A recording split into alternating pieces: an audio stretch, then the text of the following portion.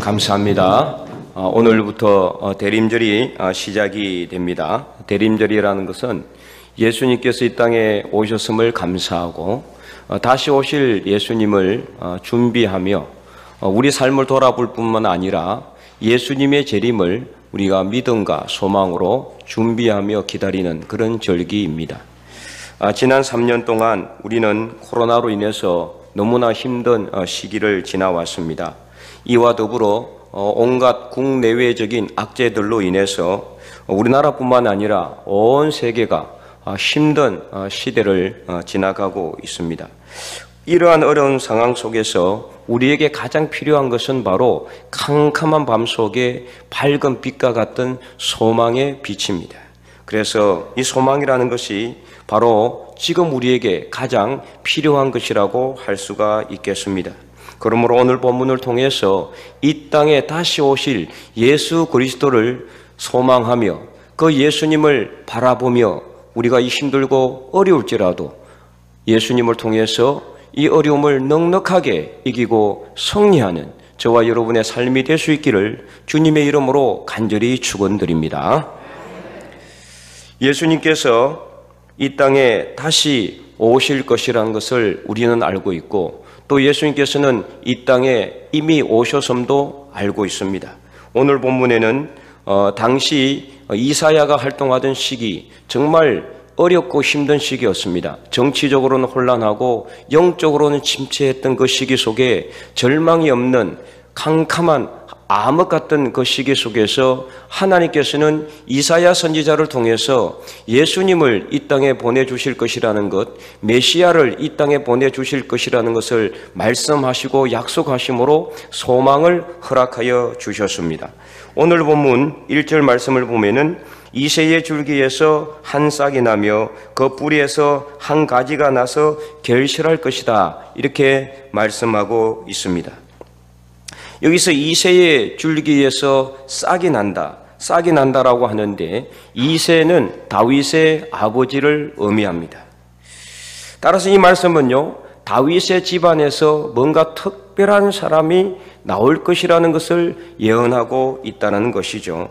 특별히 싹이 난다라는 것은 소망을 의미합니다.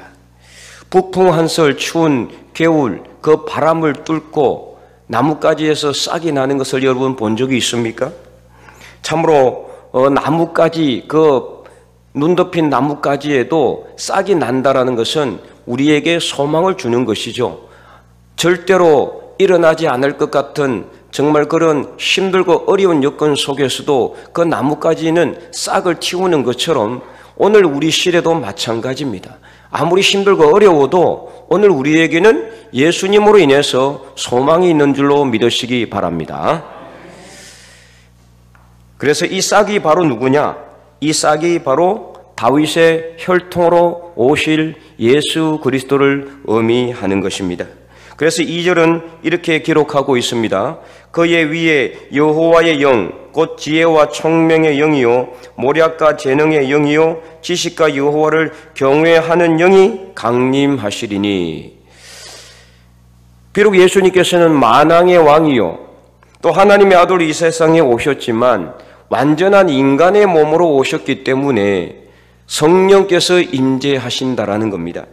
그래서 여호와의 영, 곧 성령께서 임재하셔서 지혜와 총명과 모략과 재능과 지식과 여호와를 경외하는 영을 그의 위에 충만하게 임하신다라고 약속하고 있는 것입니다. 이처럼 절망의 시대에 하나님께서는 이새의 집안, 곧 다윗의 혈통을 통하여 온 세상을 구원하실 메시아 예수 그리스도를 보내주실 것을 미리 약속하고 있는 것입니다. 이것이 바로 소망입니다. 그래서 이사야 9장에도 보면은 이 메시아가 이 땅에 오실 것을 또한 약속하고 있는데요. 이사야 9장 1절과 2절은 이렇게 기록하고 있습니다. 전에 고통받던 자들에게는 흑암이 없으리로다. 옛적에는 여호와께서 서불론 땅과 납달리 땅이 멸시를 당하게 하셨더니 후에는 해변 길과 요단 저쪽 이방의 갈릴리를 영화롭게 하셨느니라. 흑암에 행하던 백성이 큰 빛을 보고 사망의 그늘진 땅에 거주하던 자에게 빛이 비치도다. 아멘. 자, 이 말씀 무슨 뜻이냐면요, 당시 서불론과 납달리 땅은 어디냐면은 이스라엘 북단을 의미합니다. 이스라엘 최북단, 그 다른 나라와의 경계지역, 북방 경계지역을 의미해요. 그 지역은 너무 멀기 때문에, 예루살렘 수도에서 아주 멀기 때문에 소외된 땅이었어요. 아무도 눈여겨보지 않는, 그래서 고립된 땅이었습니다. 게다가 수많은 외적들이 틈만 하면 침략을 하는 곳이었죠. 그래서 이 아수르가 끝없이 이 지역을 괴롭히고 이 백성들을 붙잡아가고 거기에 와서 포악을 행하는 그런 곳이 바로 이 서불론과 납달리가 받았던 그 지역이었습니다. 또한 갈릴리 지역은 어디냐? 역시 갈릴리도 이스라엘 북부 지역에 해당하는 곳이었어요. 나중에 아수르에게 북이스라엘이 멸망을 당했을 때 아수르가 민족 혼합 정책을 썼어요. 그래서 아수르 사람들을 이 갈릴리 지역에 정착시키고 또 갈릴리 사람들을 그 지역으로, 아수르 지역으로 또 데려가고, 이렇게 해서 피가 섞이게 함으로 인해 가지고 예루살렘 중심으로 있는 남유다 지파는 이 북이스라엘 민족들, 북이스라엘에 속해 있는 지파들의 사람들을 이제는 사람 취급하지 않았던 거예요. 너희들은 우리하고 피가 같지 않다. 우리는 단일 민족, 유대인들이지만 너희들은 이스라엘 사람들이 아니다. 이렇게 하면서 그들을 멸시하고 천대시하고 그들과 말도 섞지 않았어요. 그래서 이 서불론 땅과 납달리 지역과 또 갈릴리 지역은 아주 멸시를 당하고 천대를 당하고, 그래서 흑암이 드리워져 있던 그런 땅이었어요. 절망의 땅이었다는 것이죠. 아무도 눈여겨보지도 않았는 그런 고립무원된 땅이었단 말이에요. 그런데 이 땅에 어떤 일이 일어났느냐? 예수님께서 베들레헴에서 태어나셨고 나사렛에서 성장을 하셨지만 예수님이 공생애를 했던 주 무대 지역이 어디였냐? 바로 이 갈릴리 지역이었어요. 이 이스라엘 북부 지역에서 주로 말씀을 전하고 복음을 전하시고 병든 자를 고치시고 귀신을 물리치시고 복음을 전하시는 하나님의 나라, 천국의 메시지를 전했던 곳이 바로 이 갈릴리 지역이었습니다. 그래서 대부분의 제자들도 이곳 출신인 사람들이었습니다. 그렇기 때문에 바로 이 흑암이 드리워져 있던 절망의 땅에도 하나님께서 예수 그리스도를 보내주심으로 말미암아 소망의 빛이 그 땅에 나타나게 되었던 것입니다. 그래서 오늘 본문 이 이사야 9장 1절 2절은 이 흑암이 있던 이 땅이, 멸시를 당하던 이 땅이 이제는 하나님께서 함께 하심으로 인해서 소망의 땅이 되었고, 사망의 그늘진 땅에 거주하던 자들에게도 소망의 빛이 비치게 되었다는 것을 약속하고 말씀하고 있는 것입니다. 따라서 예수님께서 다시 오셔서 다스리실 나라는 어떤 나라냐? 빛의 나라요, 소망의 나라인 것입니다. 그러므로 오늘 우리도 이 땅에 비록 우리 주변에, 우리 삶 속에, 우리 가정에, 우리 직장에, 이 나라와 민족 위에, 온 세상에 흑암이 드리워져 있다 할지라도 예수님께서 다시 오셔서 다스리실 나라는 소망의 빛의 나라인 것을 분명히 믿고 확신하시기 바랍니다. 그러므로 오늘 우리도 아무리 힘들고 어려워도 예수님만 믿고 의지하면 우리에게 소망이 있는 줄로 믿으시기 바랍니다. 그래서 이 소망을 통해서 예수님께서 함께 하심으로 말미암아 예수님께 임하셨던 이 놀라운 성령의 은사, 바로 지혜와 총명과 모략과 재능과 지식과 여호와를 경외하는 영이 여러분에게도 풍성하게 임할 수 있기를 간절히 축원드립니다. 자, 그러면 예수님께서 다시 오셔서 다스리실 이 소망의 나라는 구체적으로 어떻게 다스려지는 그런 나라이겠습니까? 첫 번째, 여호와를 경외함을 즐거움으로 삼는 나라입니다. 3절, 오늘 본문 11장 3절 전반절 말씀을 보시기 바랍니다. 우리 다 함께 한번 읽어보겠습니다. 그가 여호와를 경외함으로 즐거움을 삼을 것이며. 아멘. 자, 여호와를 경외한다라는 것은요, 하나님을 두려워하는 것을 의미해요. 내가 하나님 앞에 앞에서 어떻게 죄를 지을 수 있겠습니까? 라는 그런 자세로 하나님을 두려워하는 마음으로 이 세상의 삶을 사는 것을 의미해요. 그래서 하나님의 말씀에 절대적으로 순종하고자 하는 마음, 그런 자세로 살아가는 것을 여호와를 경외하는 것을 의미하는 겁니다. 이것은 그냥 무서워하는 것이 아니에요. 하나님이 절대자요, 창조주요, 우리를 지켜보시고 계시는 분이시요, 우리의 감독자로서 우리와 함께 계시기 때문에 그 하나님을 생각할 때 우리는 하나님을 경외하는 삶을 살아갈 수가 있게 되는 것입니다. 그래서 예수님은요, 이 땅에 오셔서 그가 곧 하나님의 아들이요, 하나님과 동등하신 분으로 이 땅에 오셨지만은 예수님은 완전한 인간으로 오셨기 때문에 늘 하나님을 경외하는 삶을 살았어요.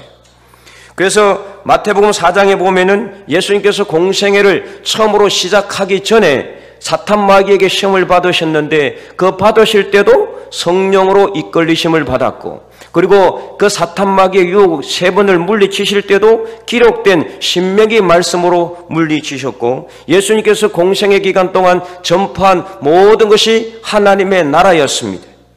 또한 예수님께서는 십자가의 죽음을 앞두고 겟세마네 동산에서 기도하실 때에도 자신의 뜻이 아니라, 나의 원대로 하는 것이 아니라 하나님의 뜻대로, 하나님의 말씀대로 순종하고자 결단을 하심으로 철저하게 하나님을 경외하는 삶을 살았을 때 비록 십자가에 죽으셨지만 3일 만에 부활하심으로 예수님을 믿는 모든 사람들에게 소망의 빛이 되신 것입니다.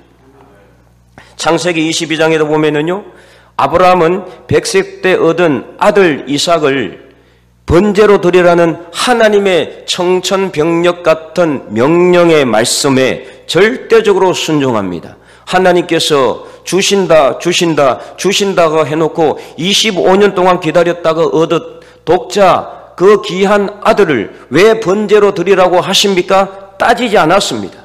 그는 한마디도 하나님께 원망하지 아니하고 그 명령을 듣는 순간 절대적으로 순종하고자 했을 때 하나님께서는 창세기 22장 12절에 이렇게 말씀하셨습니다. 우리 다 함께 한번 읽어보도록 하겠습니다. 사자가 이르시되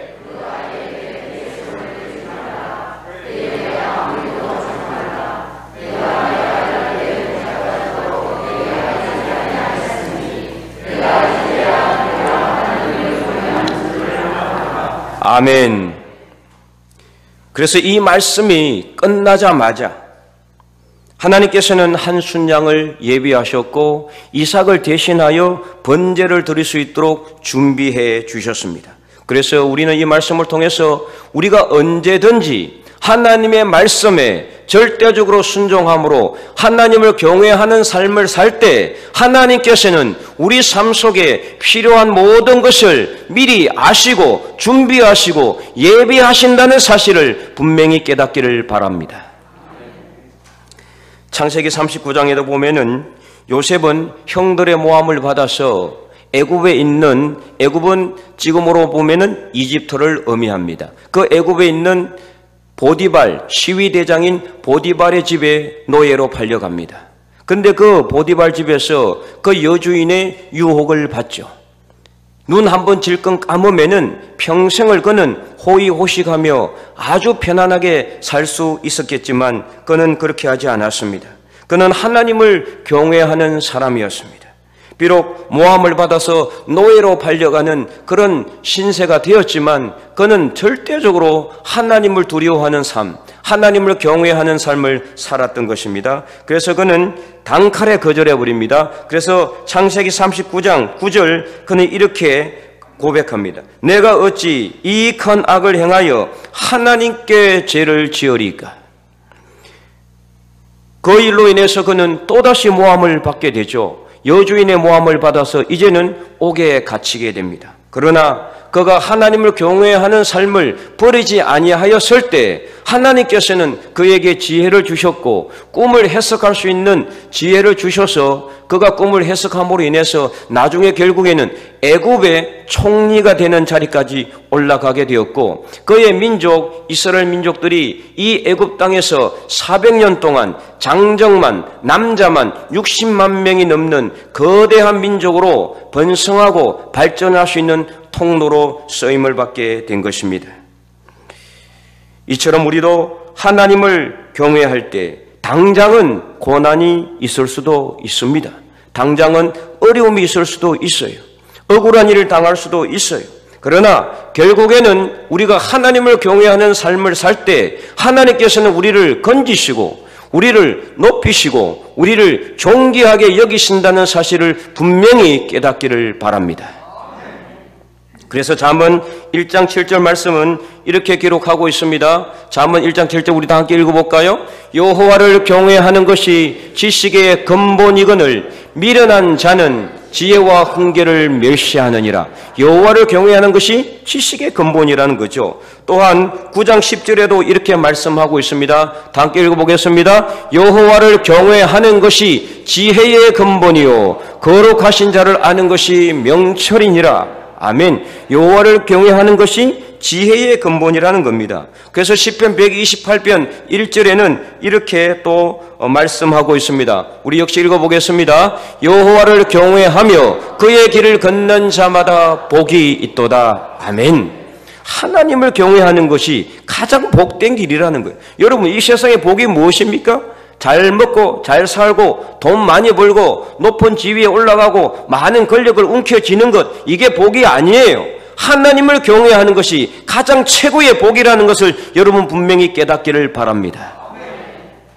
그래서 말라기 3장 16절에서는요 하나님을 경외하는 자에게 어떤 복을 준다고 말씀하느냐, 말라기 3장 16절 읽어보겠습니다. 그때에 여호와를 경외하는 자들이 피차에 말하매 여호와께서 그것을 분명히 들으시고 여호와를 경외하는 자와 그 이름을 존중히 여기는 자를 위하여 여호와 앞에 있는 기념책에 기록하셨느니라. 아멘. 여호와 앞에 있는 기념책, 어떤 책입니까? 하나님의 생명책이에요. 구원의 책이란 말입니다. 그 책에 기록된 자만 우리가 구원받을 수 있다라는 거예요. 그래서 여호와를 경외하는 것이 구원의 지름길이라는 것을 여러분 분명히 알아야 됩니다. 특별히 아까 우리 장로님께서도 기도하셨지만은 말라기 4장 2절에 우리가 하나님을 경외할 때 어떤 일이 일어나느냐, 말라기 4장 2절도 한번 읽어보겠습니다. 내 이름을 경외하는 너희에게는 공의로운 해가 떠올라서 치료하는 강선을 비추리니 너희가 나가서 외양간에서 나온 송아지 같이 뛰리라. 아멘. 하나님을 경외하는 자에게는 어떤 일이 일어나느냐, 하나님의 의로운 해가 떠올라서 치료하는 강선을 바란다라는 겁니다. 그래서 우리가 어떤 질병이 있을지라도 하나님을 경외하는 삶을 살 때 하나님께서 우리를 치료하고 회복시킴으로 말미암아 외양간에서 뛰어나오는 송아지같이 펄쩍펄쩍 뛰며 하나님을 찬송하는 그날이 분명히 돌아올 줄로 믿고 확신하시기 바랍니다. 세상 모든 부귀영화를 다 누렸던 솔로몬이 마지막 그가 노년의 때가 다 되어서 그가 마지막 고백했던 내용이 무엇인지 아십니까? 전도서 12장 13절 이렇게 기록하고 있습니다. 함께 읽어보겠습니다. 일의 결국을 다 들었으니 하나님을 경외하고 그의 명령들을 지킬지어다. 이것이 모든 사람의 본분이니라. 아멘. 일의 결국 전도서 1장부터 12장까지 뭐를 그가 기록했느냐? 헛되니 모든 것이 헛되도다. 이 세상 사람들 중에 솔로몬보다 부귀영화를 누린 사람은 아무도 없을 것입니다. 그는 하나님께서 주신 지혜와 하나님께서 주신 부귀와 하나님께서 주신 모든 영화를 다 누렸습니다. 그래서 그에게는 부족함이 하나도 없었습니다. 그래서 이 세상에서 누릴 수 있는 모든 영화를 다 누렸어요. 모든 쾌락의 삶을 다 살아봤어요. 그러나 그가 노년의 때에 그가 결국 고백한 것은 사람이 해 아래에서 수고한 모든 것이 헛되다는 겁니다. 하나님 없이 살아가는 이 세상의 삶이 너무나 헛되다는 것을 그는 깨닫게 된 겁니다. 어제 누렸던 엄청난 연락도, 엄청난 쾌락도, 엄청난 부귀도, 명예도 오늘 지나가면은 소용이 없더라는 것이죠. 여러분 그렇지 않습니까? 아무리 높은 권력을 가져보면 뭐 하겠습니까? 순식간에 사라져버릴 사상 누각이요 신기루와 같은 것이 이 세상의 삶입니다. 그러므로 이 세상에서 가장 귀한 것, 이 사람의 본분이 무엇이냐? 하나님을 경외하고 하나님의 말씀을 지키는 것이 가장 귀한 것이요 가장 사람의 본분이라는 것을 이 솔로몬은 깨닫고 이렇게 고백하게 된 것입니다. 그러므로 사랑하는 성도 여러분, 오늘 우리가 하나님을 경외하는 삶을 즐거움으로 삼고, 그래서 우리가 하나님을 경외하고 하나님의 말씀에 절대적으로 순종함으로 하나님께서 어떤 고난 가운데서도 우리를 도우시고 우리에게 필요한 것을 예비하시고 준비하시며 높이시며 복을 더하여 주실 뿐만 아니라 우리 모든 질병을 치료하신다는 것을 깨닫고 경험하는 저와 여러분이 될 수 있기를 간절히 축원드립니다. 자, 두 번째, 예수님께서 이 땅에 다시 오셔서 다스리실 소망의 나라는 공의와 정직으로 심판하시는 나라입니다. 자, 오늘 본문 11장 4절 전반절을 보시면은 공의로 가난한 자를 심판하며, 그리고 5절 전반절에도 보면은 공의로 그의 허리띠를 삼으며 이렇게 기록하고 있습니다. 자, 여기서 공의라는 것은 히브리어로 체데크인데 하나님의 의로우신 성품을 의미합니다. 다시 말해서 이 공의라는 것은 무조건 죽이고 파괴하는 부정적인 그런 의미의 심판이 아니라 가난하고 겸손한 자는 높이시고, 그리고 예수님을 믿는 자들은 구원하시고 건지시는 긍정적이고 적극적인 심판을 의미하는 거예요. 바로 이것이 무엇이냐? 하나님의 공의입니다. 그래서 3절 후반절은 이렇게 말씀하고 있죠. 그의 눈에 보이는 대로 심판하지 아니하며 그의 귀에 들리는 대로 판단하지 아니하며, 눈에 보이는 대로 귀에 들리는 대로 판단하고 심판하지 않는다라는 것입니다. 그러므로 예수님은 모든 것을 정직하게 판단한다는 것이죠. 그래서 계속 4절 중반절을 보시면은 이렇게 기록되어 있습니다. 정직으로 세상에 겸손한 자를 판단할 것이며, 여기서 정직에 해당하는 히브리어 이 미쇼로라는 단어는요, 똑바른 것을 의미해요. 절대로 굽지 않고 휘어지지 아니하는 똑바른 것을 의미한다는 거죠.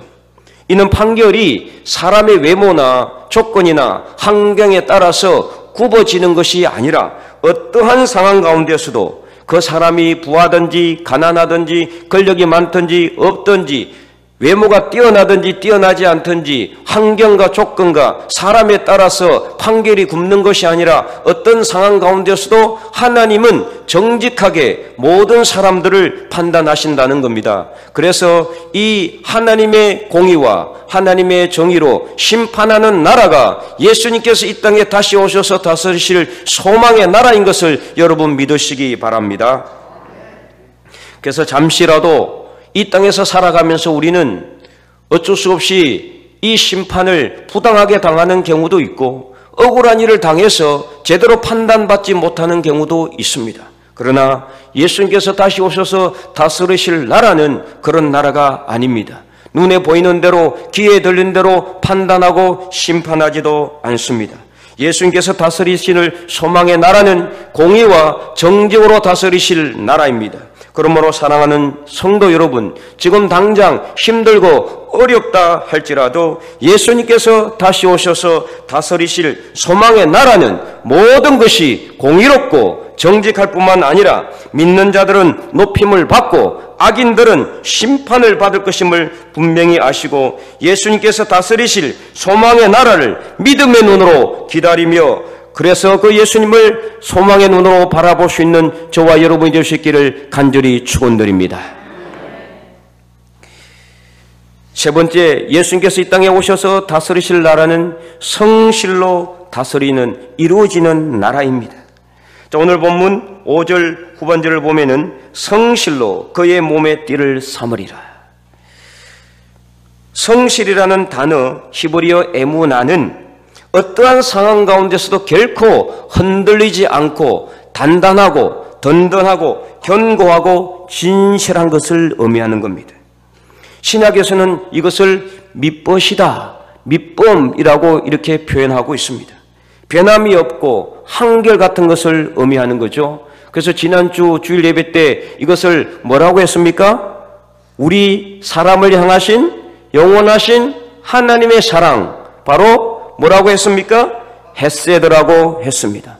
하나님의 헤세드, 절대로 변하지 않는 영원하신 하나님의 사랑입니다.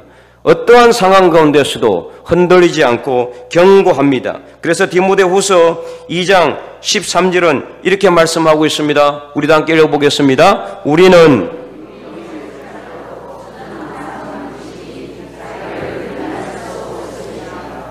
아멘. 우리는 밑범이 없어요. 환경에 따라 바뀌어요.